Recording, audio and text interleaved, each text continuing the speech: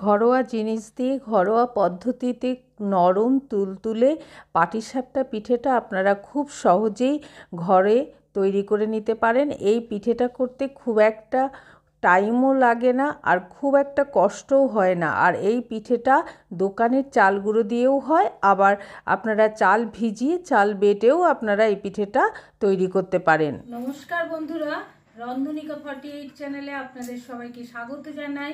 আজকে আপনাদেরকে একটা নতুন রেসিপি করে দেখাবো। চলুন তবে রেসিপিটা শুরু করা যাক। একটা নারকেল নিয়ে নিতে হবে। নারকেলটাকে মাঝখান থেকে ফাটিয়ে জলটা বের করে নিতে হবে। জলটা বেরিয়ে গেলে তারপর নারকেলের একটা দিক নিয়ে এইভাবে কুড়ে নিতে হবে। আর আপনারা যদি মনে করেন যে এইভাবে পারছেন না বা অনেকে নারকেল কুড়তে পারেন না, তারা প্রথমে নারকেলটা চাকুর সাহায্যে তুলে নেবেন, তারপর ছোট ছোট পিস করে নিয়ে মিক্সি জারে দিয়ে পেস্ট করে নিয়ে তারপর পুরটা তৈরি করবেন। এদিকে নারকেলটা কুড়ে রেখে দিলাম। তারপর আর একটা বাটি নিয়ে নিলাম, তার ভেতরে 2 বাটি চাল গুঁড়ি দিয়ে দিলাম। চাল গুঁড়িটা দিয়ে অল্প অল্প করে জল দিয়ে চালটাকে গুলে নিতে হবে। আপনাদের কাছে যদি এই জিনিসটা না থাকে তাহলে চামচের সাহায্যে আপনারা গুলে নেবেন।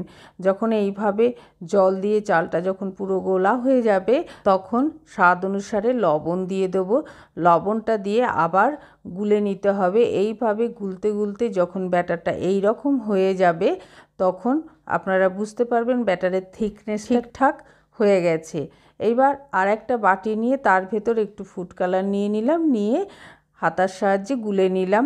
এইভাবে গুলে নেওয়ার পর যেই চালগুড়িটা গুলে রেখেছিলাম সেখান থেকে এক হাতা নিয়ে এইভাবে মিশিয়ে নিতে হবে, ফুড কালারের সঙ্গে নিয়ে রেডি করে রেখে দিতে হবে, পরে এটা কাজে লাগবে। কড়াইটা গ্যাস ওভেনে বসিয়ে দিলাম। বসিয়ে দিয়ে তার ভেতর 1 বাটি তিল দিয়ে দেবো।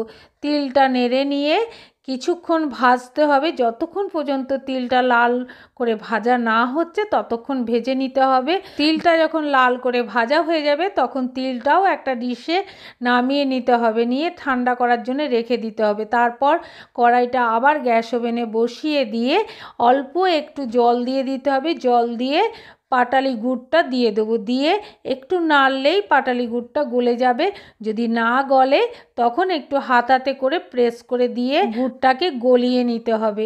আপনাদের দেখিয়ে দিচ্ছি, দেখুন খুন্তিতে করে যখন গুললো না তখন একটু হাতাতে করে প্রেস করে দিলেই গুড়টা কিন্তু এইভাবে গুলে যাবে। গোলা হয়ে গেলে তার ভেতর নারকেল কোড়া দিয়ে দেবো। আগে থেকে নারকেল কোড়াটা কুড়ে রেডি করে রেখেছিলাম, সেই নারকেল কোড়াটা দিয়ে দেবো। দিয়ে নেড়ে একটুখানি ফুটিয়ে নিতে হবে। ফোটানো হয়ে গেলে খোয়া ক্ষীর ভেঙে ভেঙে দিতে হবে, কিংবা গ্রেট করে দিয়ে দিতে পারেন। এই খোয়া ক্ষীরটা সিউড়িতে আরায়ণ ট্যাগর রোডে চায়ের স্টলে কিনতে পাওয়া যায়। খুব ভালো খোয়া ক্ষীরটা, সেই জন্য প্রত্যেক বছর আমি এই খোয়া ক্ষীরটা ওখান থেকেই কিনে আনি। আপনারা ইচ্ছা করলে ওখান থেকে কিনে নিতে পারেন। এইভাবে খোয়া ক্ষীরটা দিয়ে নেড়ে নিয়ে কিছুক্ষণ মিডিয়াম টু লো ফ্লেমে বসিয়ে কিছুক্ষণ রেখে দেব। কিছুক্ষণ পর ফিরে এলাম, তখন দেখুন অনেকটাই টাইট হয়ে এসছে বা জলটা মরে গেছে। তখন আগে থেকে যে ভেজে রাখা তিলগুলো ছিল সেই তিলটা ওর ভেতর দিয়ে দিতে হবে, দিয়ে মিশিয়ে নিতে হবে। এইভাবে যখন হয়ে যাবে তখন পুরটাকে নামিয়ে নিতে হবে। সব পুরটা একটা বাটিতে রেডি করে নিলাম। আর এইদিকে একটা ফ্রাই প্যান গরম বসিয়ে দিয়েছি, তার ভেতর তেল ব্রাশ করে দিয়ে দিলাম। তেলটা যখন ভালো করে ব্রাশ করা হয়ে যাবে তখন আগে যেই ফুড কালার দিয়ে ব্যাটার তৈরি করেছিলাম সেই ব্যাটারটা একটা কোটোতে ভরে নিয়েছি। এই রকম আপনাদের কাছে যদি কোটো না থাকে একটা বাজার থেকে কিনে আনবেন। কিনে এনে তার ভেতর ব্যাটারটাকে ঢুকিয়ে এইভাবে গোল করে ঘুরিয়ে দিয়ে দেবেন। তারপর আর একটা ব্যাটার যেটা রেডি করেছিলাম সাদা রঙের, সেই সাদা ব্যাটারটা উপরে হাতায় করে দিয়ে দিলাম। দিয়ে এইভাবে গোল করে নিতে হবে। গোলটা যখন হয়ে যাবে যেই পুরটা রেডি করে রেখেছিলাম সেই পুরটা একটু সরিয়ে এইভাবে লম্বা করে দিয়ে দিতে হবে। আপনারা দেখে বুঝতে পারছেন নিশ্চয়ই। তারপর খুন্তির সাহায্যে উল্টে দিলেই খুব সুন্দর উল্টে যাবে।